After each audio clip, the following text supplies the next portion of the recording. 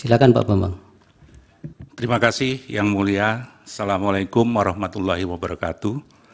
Yang saya hormati dan saya muliakan Ketua Mahkamah Konstitusi, para hakim konstitusi, yang saya hormati saudara-saudara penasihat hukum, baik dari pemohon, termohon, dan pihak terkait. Izinkan saya menjelaskan pokok-pokok pikiran yang sudah saya tulis dan sampaikan kepada majelis. Cuma dalam kesempatan ini saya akan mencoba membaca lebih ringkas poin-poinnya saja.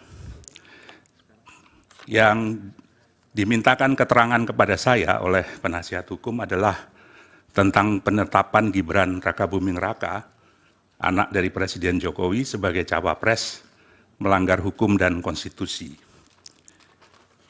Saya mulai dengan pasal 75 Undang-Undang Pemilu yang mengatur tentang peraturan dan keputusan KPU. Untuk menyelenggarakan ayat 1, untuk menyelenggarakan pemilihan umum, sebagaimana diatur dalam undang-undang ini, KPU membentuk peraturan KPU dan keputusan KPU. Ayat 2, peraturan KPU sebagaimana dimaksud pada ayat 1, merupakan pelaksanaan peraturan perundang-undangan. Ayat 3 saya lewati, ayat 4, dalam hal membentuk peraturan KPU yang berkaitan dengan pelaksanaan tahapan pemilu, KPU wajib berkonsultasi dengan DPR dan pemerintah melalui rapat dengar pendapat.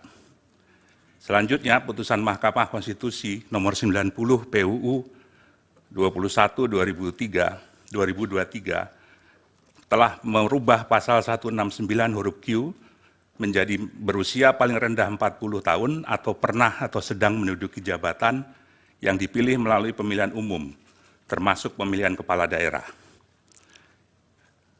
Selanjutnya, pasal 221 sampai 230 Undang-Undang Pemilu mengatur tentang tata cara penentuan, pengusulan, penetapan pasangan calon presiden dan wakil presiden. Selanjutnya, di pasal 231 ayat 4 Undang-Undang Pemilu mengatur sebagai berikut, ketentuan lebih lanjut mengenai tata cara verifikasi terhadap kelengkapan dan kebenaran dokumen persyaratan administratif bakal pasangan calon diatur dalam peraturan KPU. Pasal 18 ayat 1 peraturan KPU nomor 19 tahun 2003 mengatur bahwa dokumen yang diverifikasi adalah KTP elektronik bakal pasangan calon dan atau suami istri bakal pasangan calon. Yang kedua, akta kelahiran WNI bakal pasangan calon atau suami istri bakal pasangan calon yang telah dilegalisasi oleh instansi yang berwenang dan seterusnya. KPU telah menetapkan peraturan KPU nomor 19 tahun 2023 tentang pencalonan peserta pemilu presiden, wakil presiden pada tanggal 9 Oktober 2023 dan diundangkan dalam berita negara tanggal 13 Oktober. Dengan poin yang paling catatan yang paling penting adalah bahwa syarat calon berusia paling rendah 40 tahun sesuai dengan Undang-Undang Pemilu. Kalau kita baca dari kronologi tahapan pendaftaran paslon dan kesesuaiannya dengan peraturan perundang-undangan, KPU berwenang menerima pendaftaran, memverifikasi berkas, dan mengumumkan hasil verifikasi pendaftaran, menetapkan pasangan calon yang memenuhi syarat, dan melakukan pengundian nomor pasangan calon sesuai dengan ketentuan. Tanggal 9 Oktober, peraturan KPU nomor 19 tahun 2003, syarat pencalonan berusia paling rendah 40 tahun. Tanggal 16 Oktober, putusan MK nomor 90 merubah pasal 169 ayat Q menjadi berusia paling rendah 40 tahun atau pernah atau sedang menduduki jabatan yang dipilih melalui pemilihan umum, termasuk pemilihan kepala daerah. 19 Oktober, pendaftaran calon presiden dan wakil presiden. 25 Oktober sampai 29 Oktober adalah verifikasi dokumen pendaftaran. Masih menggunakan PKPU nomor 19 2023. Tanggal 3 November, peraturan KPU nomor 23 tahun 2003 mengubah persyaratan sesuai dengan putusan MK. Tanggal 13 November ditetapkan capres dan wakil presiden, cawapres. Peraturan KPU 19 2023 belum diperbarui Yang jadi persoalan adalah mengapa menerima pendaftaran dan melakukan verifikasi berkas paslon 02 yang tidak memenuhi syarat usia sesuai dengan PKPU 19/2023. Penerimaan pendaftaran Prabowo Gibran yang tidak memenuhi syarat oleh KPU adalah tindakan yang diskriminatif. Dalam berita acara verifikasi dokumen persyaratan bakal calon presiden dan calon wakil presiden tanggal 28 Oktober 2023, berkas itu menyatakan bahwa pasangan Prabowo Gibran memenuhi syarat dan disusun dengan berdasarkan pada PKPU 19/2023 yang belum direvisi sesuai dengan putusan MK 90. Bakal cawapres Gibran yang sebenarnya berbeda dalam hal syarat umur diperlakukan sama dengan cawapres yang lain yang sudah memenuhi syarat umur, sebagaimana ditetapkan dalam Peraturan KPU 19 tahun 2023. Berkas pendaftaran paslon 02 diterima dan diverifikasi oleh KPU. Tidak sesuai dengan putusan MK nomor 27 PUU 5 Romawi 2007 yang memuat pertimbangan berkait diskriminasi. Diskriminasi adalah memperlakukan secara berbeda terhadap hal yang sama. Sebaliknya bukan diskriminasi jika memperlakukan secara berbeda terhadap hal yang memang berbeda. Dalam kasus ini, sebetulnya cawapres Gibran harusnya diperlakukan secara berbeda dengan peraturan yang berbeda. Tapi dalam kenyataannya KPU memperlakukannya sama dengan calon wakil presiden yang lain, diverifikasi dengan peraturan yang sama. KPU melakukan tindakan dalam rangka penyelenggaraan pemilu yang tidak menaati prosedur asas dan prinsip penyelenggaraan pemilu yang ditetapkan dalam peraturan perundang-undangan pasal 3 huruf D, terutama di Undang-Undang Pemilu, yang menyatakan bahwa dalam menyelenggarakan pemilu, penyelenggara pemilu harus melaksanakan pemilu berdasarkan asas sebagaimana dimaksud dalam pasal 2, dan penyelenggaraannya harus memenuhi prinsip mandiri, jujur, adil, berkepastian hukum, dan selanjutnya. Penyelenggaraan harus netral dan selanjutnya. Menurut prinsip keadilan pemilu, menurut IDEA, keadilan pemilu berarti memastikan bahwa setiap tindakan, prosedur, dan keputusan terkait proses pemilu adalah taat hukum. Keadilan pemilu juga berarti hak kepemiluan dilindungi, dipenuhi, dan ditegakkan. Keadilan pemilu juga berarti memberi ruang bagi pihak yang hak kepemiluannya dilanggar, membuat keluhan, memberikan keterangan, dan menerima keputusan. Selanjutnya, KPU melakukan perubahan PKPU nomor 19 menjadi PKPU nomor 23 pada tanggal 3 November sesuai dengan putusan MK. Seharusnya KPU merubah PKPU nomor 19 tersebut sebelum menerima pendaftaran pasangan calon. Poin berikut adalah berkaitan dengan mandat verifikasi yang diatur dalam PKPU sehingga putusan MK saja tidak cukup menjadi landasan menerima pendaftaran Gibran. Meskipun MK telah membuat putusan nomor 90 PUU 21/2023, KPU harus tetap mengubah peraturan KPU 19 terlebih dahulu untuk menyesuaikan syarat calon. Perubahan frasa dalam putusan mahkamah tidak bisa dipisahkan dari kedudukan mahkamah sebagai negatif legislator, sehingga putusan mahkamah harus dinilai setingkat dengan undang-undang yang memerlukan peraturan KPU untuk dioperasionalkan, terutama dalam peraturan KPU.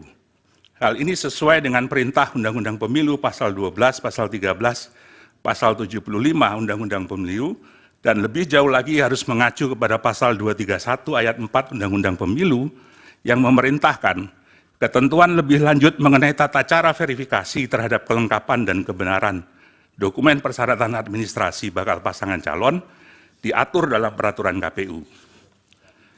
Peraturan KPU atas pendaftaran Gibran adalah kesengajaan terhadap pelanggaran kepastian hukum.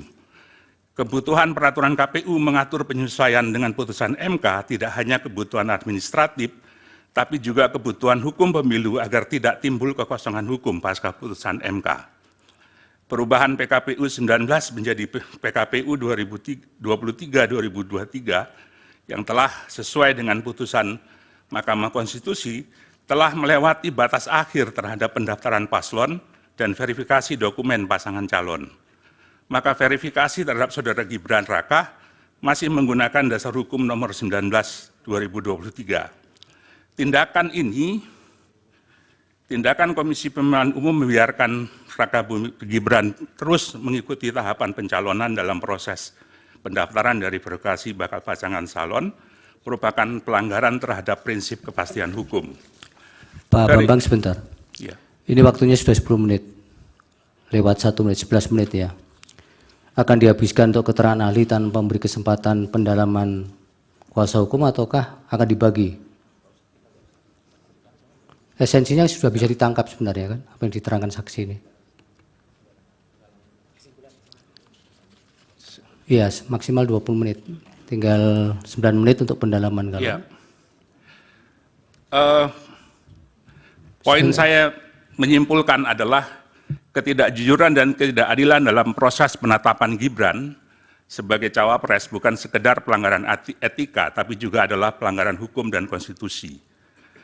Catatan saya adalah kerangka hukum pemilu harus dijalankan secara konsisten dan tanpa kelalaian, serta tidak boleh diamandemen dalam jangka waktu tertentu sebelum pemilu.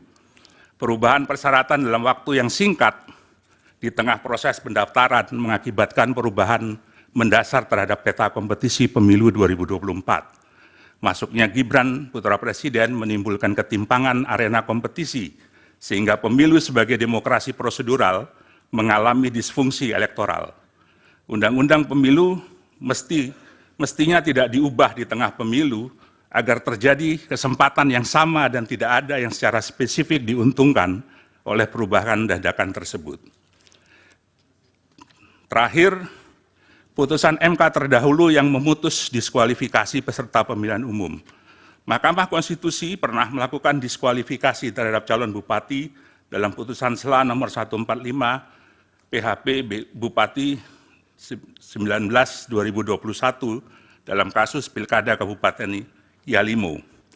MK memutuskan diskualifikasi juga terhadap pasangan Yusak Yaluo dan Yakob Weremba dalam kasus Pilkada Bovendigul nomor perkara 132 PHP 2022. Begitu juga dengan kasus Dirwan Mahmud dan Hartawan dalam nomor perkara 57 PHP 2008. Saya kira demikian keterangan saya, Yang Mulia. Saya coba padatkan, keterangan tertulis secara resmi sudah diserahkan kepada penasihat. Terima kasih. Kami, Bapak. Silakan Pak Heru, masih ada 7 menit. Terima kasih Pak Ketua, saya izin bertanya. Mas Bambang silakan di podium lagi, ada 3 pertanyaan saya. Tolong dibuka slide nomor 4 tadi. Slide nomor 4. Dalam slide nomor 4, putusan MK disebutkan pada tanggal 16 Oktober. Sehingga pada saat itu ada kesempatan bagi KPU untuk mengubah putusannya, mengubah peraturannya. Pendaftaran paling terakhir 25 Oktober. Jadi pada saat pendaftaran CWP itu dia masih menggunakan peraturan KPU nomor 19 tahun 2023. Perubahannya baru nomor 20 tanggal 3 November. Betul begitu ya? Itu pertanyaan pertama. Bagaimana pendapat saksi mengenai itu? Terus kedua, di bukti P17 itu ada keputusan Komisi Pemilihan Umum nomor 1632 tahun 2023. Saya baca hal menimbangnya dan saya baca hal mengingatnya. Tidak ada satupun hal menimbang itu yang merujuk pada putusan MK. Tapi kemudian putusan ini mengubah KPU itu nomor 19 menjadi nomor 23 di hal mengingatnya. Apakah penetapan seperti ini yang menetapkan presiden jalan untuk presiden itu tidak melanggar prinsip dan azas-azas KPU? Yang ketiga, Komisi Pemilihan Umum di Kabupaten Murung Raya, ada berita acaranya, itu baru kami sampaikan. Ada pernyataan seperti ini, saksi ahli. Dalam hal ini Komisioner KPU Kabupaten Murung Raya diinstruksikan oleh KPU RI melalui KPU Provinsi Kalimantan Tengah, Pak Harmain, Pak Sastriadi, Pak Keko, Pak Anton, untuk mengubah status partai politik Gelora dari status belum memenuhi syarat menjadi memenuhi syarat. Jadi di dalam bukti itu nomor 17 bukti yang sudah kami sampaikan itu ada upaya dari KPU nasional untuk mempengaruhi KPU di provinsi untuk mengubah hasil verifikasi faktual yang menyebabkan suatu partai tertentu berubah dari tidak memenuhi syarat dan memenuhi syarat. Ada 3 hal itu. Di mana pelanggaran-pelanggaran prinsip dan azas-azas konstitusi ada di situ. Silakan. Saya tambahan sedikit. Kepada ahli mengatakan bahwa penetapan Gibran Raka Buming Raka sebagai cawapres melanggar hukum dan konstitusi. Berarti itu pelanggaran. Seandainya pelanggaran ini misalnya tidak dilaporkan kepada Badan Pengawas Pemilu, apakah kemudian tertutup untuk mempermasalahkan hal ini? Itu termasuk di Mahkamah Konstitusi. Yang kedua adalah tadi dikatakan juga ini pelanggaran hukum dan konstitusi, berarti undang-undang dan konstitusi. Kalau dikaitkan dengan pasal bahwa penyelenggara pemilu itu harus tetap mandiri, ya, itu apakah kemudian ada kaitannya perlakuan diskriminatif ini kalau kita kaitkan dengan azas atau pasal dalam konstitusi tersebut? Terima kasih. Baik. Dari termohon 1 pertanyaan kalau ada, 2 pertanyaan juga boleh. Singkat saja. Terima kasih majelis. Kepada saudara ahli, pertanyaan yang kami ajukan berkaitan dengan syarat sebagai calon presiden atau wakil presiden. Yang pertama, apa dokumen yang harus disampaikan untuk membuktikan bahwa calon itu atau bakal calon itu berusia 40 tahun pada saat didaftarkan. Yang kedua, apabila calon itu sedang menduduki jabatan sebagai kepala daerah, apa dokumen persyaratan yang diajukan oleh yang bersangkutan atau partai politik yang mengusulkan yang bersangkutan? Sudah 2 pertanyaan, Pak. Cukup. Dari pihak terkait, silakan.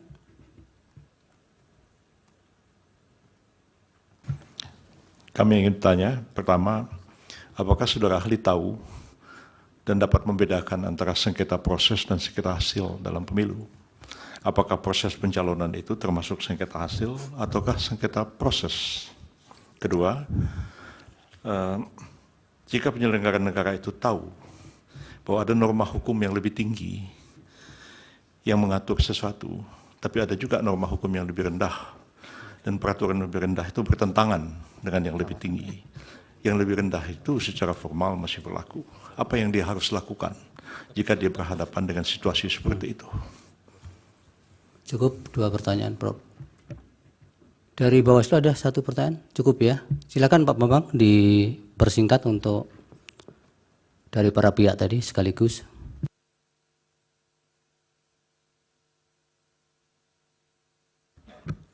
Baik, Yang Mulia.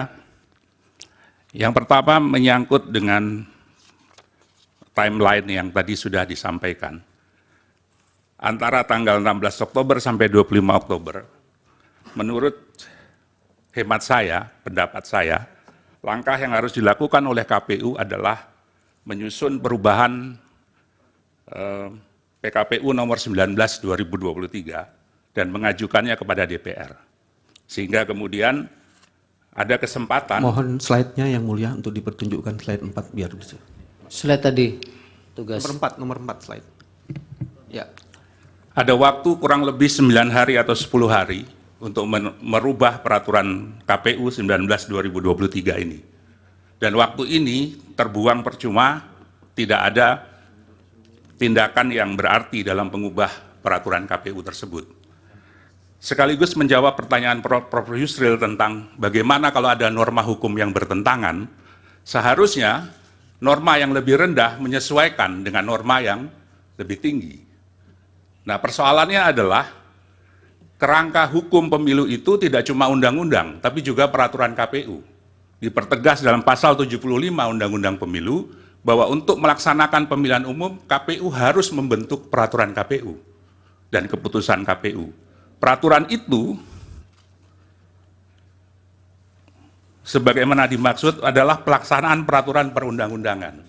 Dalam catatan ini, maka seharusnya KPU segera mengubah PKPU 19/2023 dan kemudian segera meminta kepada DPR dan pemerintah untuk mengadakan rapat dengar pendapat umum. Karena rapat dengar pendapat umum itu adalah diamanatkan oleh Undang-Undang 7/2017 pasal 75 ayat 4. Jadi ada proses yang harus dilewati melalui hal tersebut. Pertanyaan yang kedua, saya lupa. Ada Oh ya, apa namanya? putusan P17 KPU. ya. Iya. Keputusan Komisi Pemilihan Umum nomor Putusan KPU menurut saya jadi cacat secara hukum karena tidak mengacu kepada putusan Mahkamah Konstitusi nomor 90. Walaupun dia mengubah,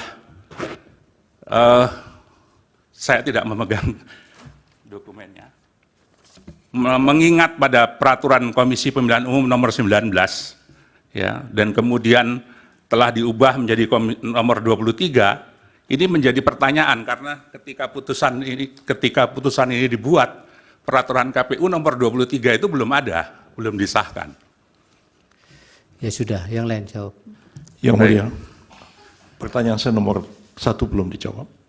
Saya kira belum memang, karena saya tadi kebetulan menyambung dengan pertanyaan nomor 2, Prof. Yusril. Baik. Yang ketiga, pertanyaan dari penasihat hukum, dalam kasus KPU Murung Raya yang diintervensi untuk mengubah status parpol Gelora, setahu saya kasus ini sudah dibawa ke DKPP, tapi menurut saya ini adalah pelanggaran serius terhadap prinsip atau asas pemilu, terutama jujur dan adil. Kenapa jujur dan adil? Karena sebetulnya hasil verifikasi faktual itu menyatakan Gelora tidak memenuhi syarat. Tapi kemudian dipaksa untuk memenuhi syarat. Berarti ada perlakuan yang tidak jujur terhadap dokumen verifikasi itu. Dan ini harusnya diselidiki kenapa bisa seperti itu. Saya nggak tahu bagaimana instruksi itu dilakukan, tapi kalau berdasarkan informasi yang diterima itu, maka ini adalah tindakan yang melanggar pada prinsip atau asas jujur dan adil. Kemudian penetapan Gibran melanggar hukum dan konstitusi. Relasinya adalah bahwa pasal 22E itu mengatur asas pemilu langsung, umum, bebas, rahasia, jujur, dan adil. Tindakan yang dilakukan oleh KPU itu mengingkari asas jujur dan adil terhadap proses verifikasi itu. Karena ada kebenaran yang tidak disampaikan dalam proses verifikasi itu, yaitu bahwa peraturan KPU belum dirubah. Sehingga ketika itu dijadikan dasar, maka putusan itu sudah tidak jujur, tidak sesuai dengan faktanya. Nah, berkaitan dengan pertanyaan syarat calon wakil presiden untuk menentukan usia 40 tahun atau belum, tadi saya sudah menyebut bahwa di peraturan KPU ada dokumen yang harus diserahkan, yaitu KTP elektronik, bakal pasangan calon atau suami istrinya, dan akta kelahiran WNI, bakal pasangan calon atau suami istri bakal pasangan calon. Saya kira itu menjawab kebutuhan terhadap verifikasi dokumen yang diajukan. Kemudian berkaitan dengan sengketa proses dan sengketa hasil, sengketa proses adalah proses yang sengketa yang diajukan dalam proses pemilihan umum. Dan ini kewenangan dari Badan Pengawas Pemilu. Dan sengketa hasil adalah sengketa terhadap hasil pemilihan umum yang menjadi kewenangan dari Mahkamah Konstitusi. Baik, sudah cukup. Ya. Ya, pelanggaran yang tidak dilaporkan tadi belum dijawab. Oh, mohon maaf, kelewatan. Iya. Berkaitan dengan pelanggaran yang tidak dilaporkan, saya kira mandat dari Undang-Undang Pemilu memberikan tugas kepada Badan Pengawas Pemilihan Umum untuk melakukan pengawasan secara aktif, bahkan kalau perlu Ya, proaktif itu kan dan normatifnya, preventif. Pak. Yang ini kan yang lolos dari itu. Justru itu saya harus bertanya, Yang Mulia. Seharusnya Bawaslu tahu bahwa ada persoalan ini dalam proses penetapan pasangan calon, karena dia melakukan pengawasan aktif. Pertanyaannya, apakah Bawaslu mengambil tindakan terhadap pelanggaran ini? Saya tidak tahu, saya tidak punya dokumen tentang itu terhadap ini. Nah, mungkin nanti bisa ditanyakan kepada Ketua Bawaslu, Baik. apakah ada langkah-langkah Ya. yang dilakukan untuk pelanggaran yang dilakukan oleh KPU tersebut. Terima kasih Yang Baik, Mulia. Pak Bambang. Dari Hakim ada? Yang Mulia, ada satu pertanyaan yang belum dijawab. Termohon. Termohon baru dijawab satu. Iya, yang soal apabila ada orang yang kedudukannya sedang menjabat sebagai kepala daerah, dicalonkan sebagai presiden atau wakil presiden, dokumen persyaratan apa yang diajukan ke KPU? Terima kasih. Tahu Pak Bambang? Baik, setahu saya mestinya adalah SK yang bersangkutan sebagai kepala daerah, ditambah izin dari presiden, karena seorang kepala daerah harus mengajukan izin kepada presiden. Baik. Dari Yang Mulia ada? Baik, nanti Pak Heru yang ahli itu siapkan kertas sama pulpen jadi nggak kelupaan nggak jawabannya ada yang tertinggal. Baik, terima kasih Pak Bambang. Keterangannya mudah-mudahan bermanfaat untuk mahkamah dalam mengambil keputusan.